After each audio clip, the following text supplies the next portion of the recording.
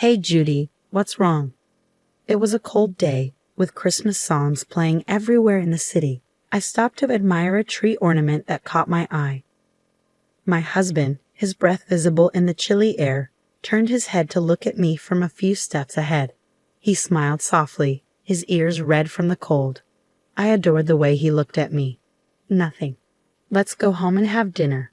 I made hot stew for this especially cold day. Sounds great. Laughing, we held hands and walked down the street. From somewhere, a familiar Christmas song reached my ears.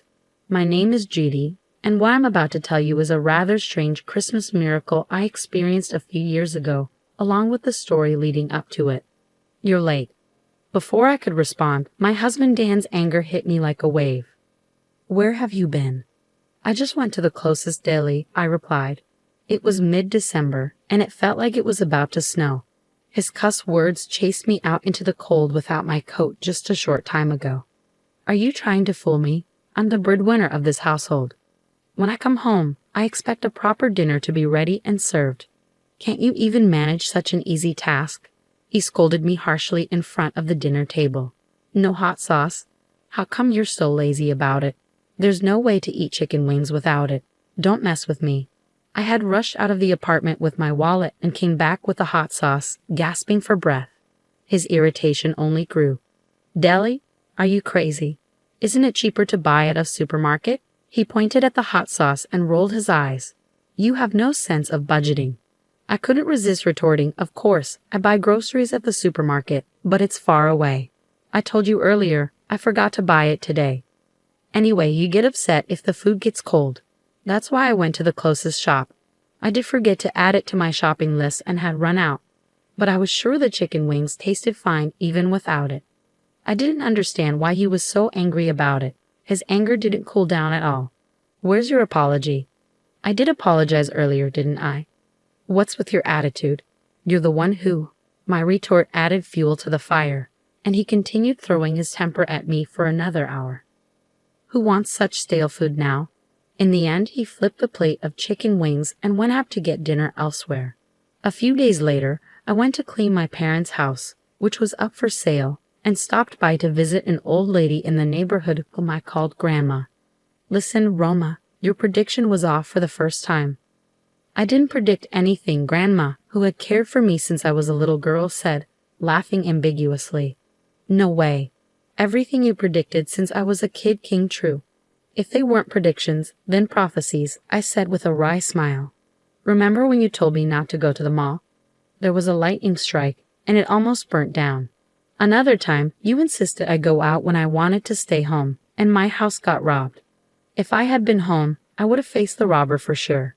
I still got chills remembering it. The robber was caught later with a knife in his pocket. What if I had been home that day? Grandma's predictions often came true, like she was a real prophet. Hey, Grandma. Yes. Even though she said it was all in my mind or just a coincidence, she listened when my voice became serious. I don't think I would have been prepared for my mom's illness if you hadn't told me. She was my only family, and you gave her peace of mind by telling her I'd be blessed with something special one Christmas not far away. My mom was relieved to know I'd have a bright future before she left me. She told me about it in her hospital bed, and it was a ray of hope for her. Seeing her content about it was a sign of her love for me. That's why when Dan proposed to me on Christmas Day, I thought it was just as you predicted. I met him through a mutual friend. He seemed like a humble and gentle guy back then. But once we got married, he turned into an arrogant husband. Just like the hot sauce incident, he got upset over trivial matters. He complained the food was too cold or the salad was too lukewarm, even though he was the one who let it sit while he played on his phone. He criticized everything I did, from cleaning the apartment to washing clothes. Nothing I did was up to his liking, which made me feel trapped and suffocated. I don't want to go back home to him, I whined to Grandma, feeling a sting in my nose. Now it's almost sunset. Don't you have to go back and cook dinner? She glanced at the sky and rushed me, though I was slow to move. Feeling softly rejected, I stood up lazily. You're going to be okay as long as you stand your ground. Even though you'll have struggles, you're going to be happy one day. You'll have a Christmas that will make you jump up and down in joy. So just live straight and truthfully. God is watching. I quickly turned around at her words that softened my heavy heart. Is it a prophecy? Let's see. I'm just an old woman. she said with another ambiguous smile, baffling me. Let's see if I put more effort. Dan might change. I tried to shift my mood, thinking it might have been too early to judge her original prediction. But then it was dinner, massages, ironing his shirt. Dan's hostility toward me only got worse. It wasn't even a year since we got married, but it became normal for him to order me around. Instead of a single kind word, he was constantly grumpy and overbearing. "Who do you think you are?" he snapped at me one night. "What did I do? You don't have the decency to welcome me back home. Who do you think you were to hang around outside until now? I have to warm up my food in a microwave. God darn you." His menace made me sigh. "I told you, right? I had a co-op meeting tonight. I even left a note on the table for you." "Shut up. That's not an excuse for lazy cooking." "What do you mean?" "I didn't cut corners. I prepared the main dish and sides as usual. If it's not freshly cooked, it's called cutting corners." His logic was messed up. I should be prioritized before anyone and anything. I've been feeding you. You're my wife. You must obey me. "That's crazy," I said, stunned by his incomprehensible demand. "You have no family and relatives and can't live on your own. A scum like you should shut up and just worship me. If you can't, I'll divorce you," he smirked. It seemed to me that he was releasing his stress by making me obey him. "Anyway, give me a foot massage." I tried my best to restrain myself from snapping back at him. He would just become angrier anyway. Most of all, I had nowhere to go in the midst of sleet at night. So I sat down on the floor to give him the massage. My life continued like this until one day, I fainted from excruciating pain in the middle of grocery shopping and was taken to the hospital by ambulance. "I don't understand," I murmured, my mind going blank as my doctor explained my condition. "This virus is transmitted by sexual intercourse. I had your husband tested as well, and both of you have it. You didn't realize it because there were no symptoms. As far as I can tell, you need surgery. I'm very sorry to say this, but I think the chance of conceiving in the future seems extremely unlikely." Dan followed the doctor hurriedly as he left. "I can't have a baby," I repeated to myself. As I absorbed the news, my blank mind slowly filled with darkness. I needed to know more.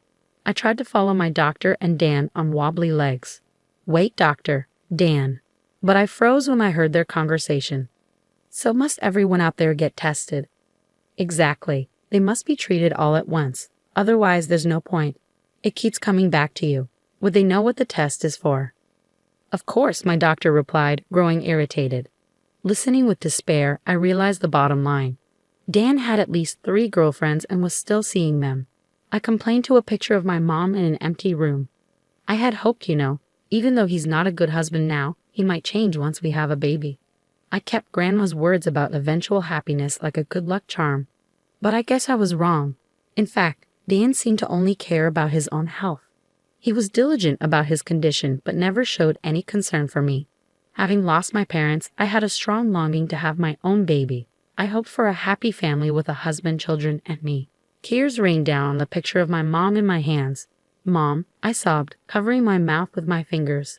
Suddenly, Dan appeared. "What are you wasting your time for? You haven't prepared dinner yet. Here are the divorce papers. This is your punishment for neglecting your master and making a fuss." He noisily entered the room and threw the papers at my head as I sat down. "You are irritatingly depressing. I'm ready to divorce you anytime, no problem for me. You are the one who's going to be in trouble, right? Instead of slacking, do your duty if you don't want a divorce." "I'm not slacking." "Oh wait, there's one more punishment. I'm not giving you living expenses this month." He looked happy, smirking as he came closer. "I'm giving you a chance to reflect and change your attitude. Know your place. If you disobey me, a divorce." When he finished his tirade, he left the room looking refreshed. I stared at the divorce papers, feeling my emotions cool down.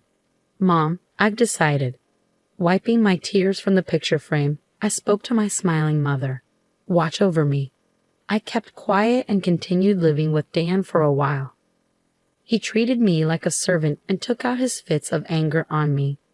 I argued back occasionally but mostly passed the days in silence. One day, during another tantrum over cold stew and lukewarm salad, I sighed internally and decided to act on my plan. "If I don't obey you, you're getting a divorce, right?" Right. If you don't want me to leave you, reflect on your stupidity, he sneered, leaning back in his chair. You're a bit weak upstairs, aren't you? What the? He fluttered his eyes in surprise at my reply. What did you just say? You repeat the same thing every time. Do you know what vocabulary is? You only utter the word divorce over and over. Your lack of vocabulary is quite sad. What the heck? Let's get a divorce. It's totally fine with me. I'll be a stranger to you, just as you wish. What the? Are you serious? I smiled and said my farewell. His mouth hung open, and he even forgot to get angry as usual. I've already moved all my necessary things out of here. If there's anything you don't need, just throw it away. Goodbye. I shuffled off the apron I had bought and left. When I got married, I folded the apron lightly, placed it gently in front of Dan, and put the house keys on top of it. I looked at him one last time, then left the house with my pre-packed suitcase. What the heck is going on? He yelled, snapping out of his confusion. I could care less. Yay, I'm free, I thought, pretending not to hear anything. With a refreshed feeling, I made my way lightly to my parents' house where I decided to live again. A year later, the divorce was finalized, yet Dan continued contacting me. You were sorry, weren't you? I'll take you back if you apologize. A wife should. His texts were relentless. But I turned off notifications and ignored them, something I'd never done during our marriage. After much persistence from him, I decided to have a final face-to-face meeting at his parents' house. Why have you been ignoring me? Dan asked sensibly, trying to behave in front of his parents. I've been texting you all this time, but you never replied once. Oh yeah, I turned off notifications from you. Why? It was too annoying. Me? Annoying? Yes, you. So what do you want to talk about? His face slowly turned red with anger as I answered in a deliberately annoyed manner. What's with your attitude in front of my parents? What the heck is wrong with you? He finally shouted louder, but then remembered where he was and uttered an apology that he had never made in our marriage. I thought to myself, wow, amazing. He knows how to apologize. I tried my best to resist the urge to make fun of it and prompted him onward. What do you need to talk to your ex-wife about? Hold on, why are you acting so strange? Aren't you struggling after the divorce? How are you living now? He sounded concerned, yet he never came to check on me even though he knew where I was. I didn't mind getting back together if that's what you want. Doesn't that make you happy? He asked. Not at all. I almost laughed at his overconfidence. It doesn't make me happy and doesn't help me in any way. I'm making enough income to support myself. Besides, the living expenses you gave me were only $500 a month. It wasn't enough for what we needed. I mean, you're the one struggling to manage without me, right? The cost I was covering for you is gone, and I'm much more comfortable being alone now. I don't understand the point of getting back together after being free. Puzzled by my casual attitude, he remained unsettled in front of his parents. Listen, Dan, stop acting like a kid who got caught doing mischief and calm down. There's no point in trying to make yourself look good. They know all your secrets. What secrets? I sighed and decided to reveal the truth. You're mistaken about me. I wasn't just a housewife. I told you that I used to live abroad because of my late father's work, right?